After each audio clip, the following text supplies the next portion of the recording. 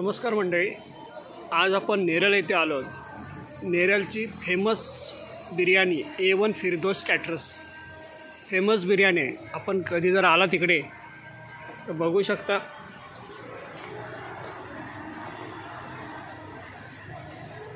A1 famous biryani इथे आला तुम्हाला स्वस्त आणि मस्त 100 रुपयामध्ये एक प्लेट फुल प्लेट 100 रुपयामध्ये तंदुरी बिर्याणी।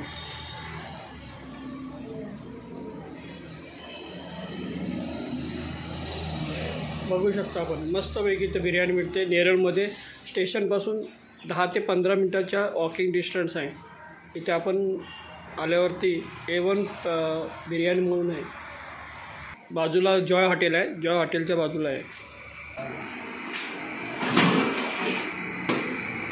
देखो कितना अच्छा बढ़िया बिरयानी रहता है।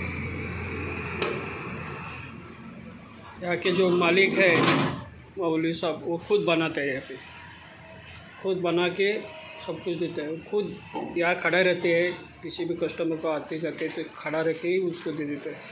इतना अच्छा बिरयानी है।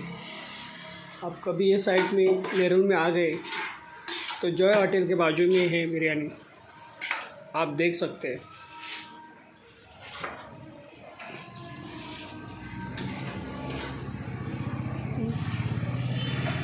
तर आपल्याला ही बिर्याणी कशी वाटली त्याबद्दल लाईक करा, शेअर करा आणि चॅनलला सबस्क्राईब करा।